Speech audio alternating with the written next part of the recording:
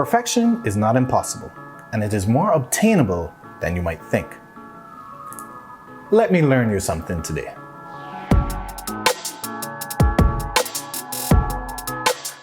You see, the game perfection is actually a lot more obtainable than you might think. And it is not just a game, it is a tool for discovery and growth. You see, this particular game can help to unlock various strengths and various intelligences. And we're going to discuss that very briefly today. I am Sir Rain, and I'm a father of autism. And I'm here to share with you some of the experiences that I might have that I've found that worked that helped me to understand a little bit more about my son.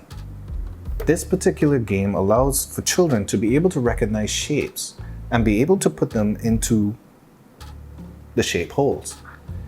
These types of games allow for pattern recognition, a very innate and natural skill to a lot of these children.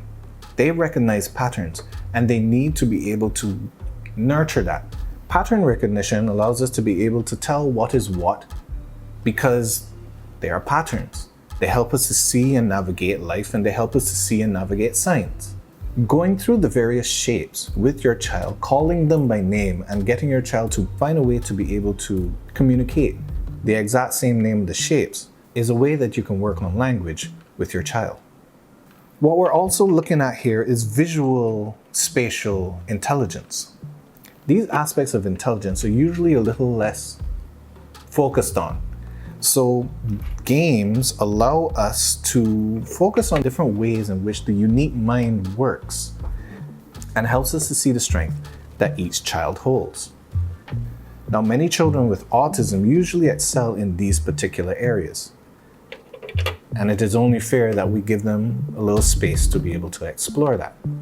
Building upon these essential skills helps children to be able to feel a little bit more confident with themselves and to be able to communicate a little bit more freely. Each shape requires a little bit of concentration in order for the child to be able to get the shapes down in a particular space within a particular time. This game has a timed element, and the timed element also adds a bit of spice. What it adds is pressure, and teaching the child how to be able to handle itself under pressure is a useful skill to develop.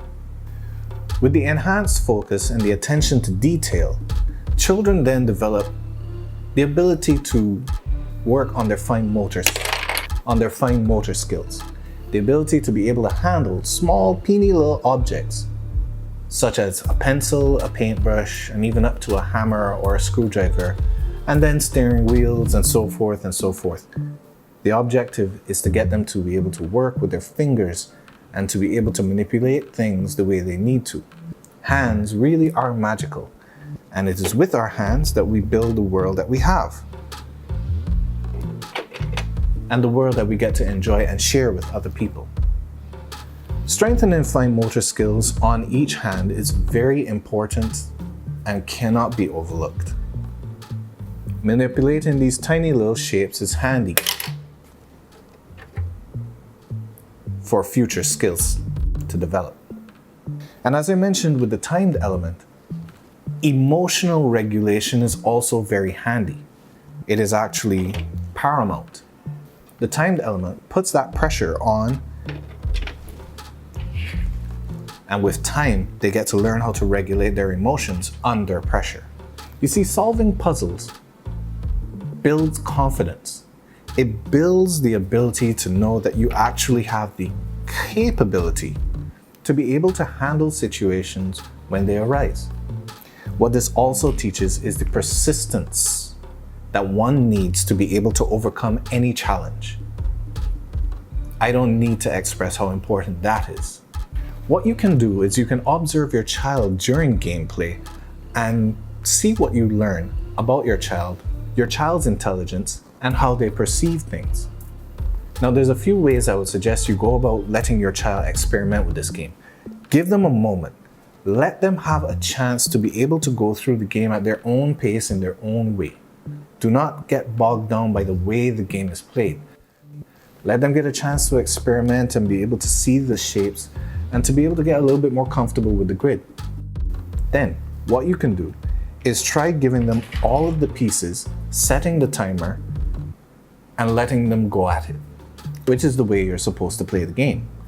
The other thing that you can try is you can give them one piece at a time.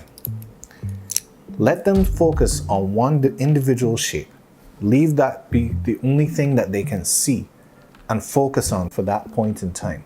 And as they've gotten the next piece, you put the other piece down and let them focus on that piece and where that needs to go. And then you give them another piece, and so on and so on.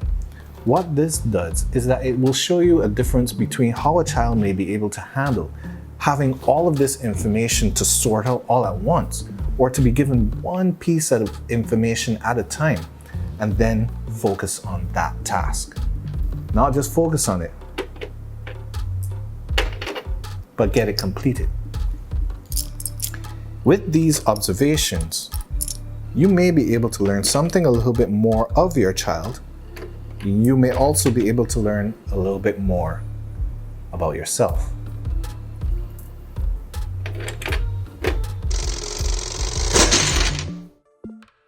Give this a try.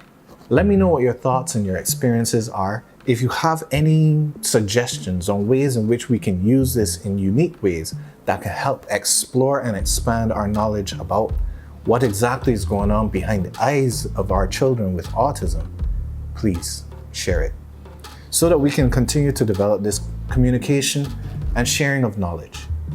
If you've learned something here today, don't be afraid to share a little coin, a little crumb, a donation. These things help and they go a long way. And we very much appreciate any bit of help that we can get. Because when it comes down to it, with autism, there's more than we can see.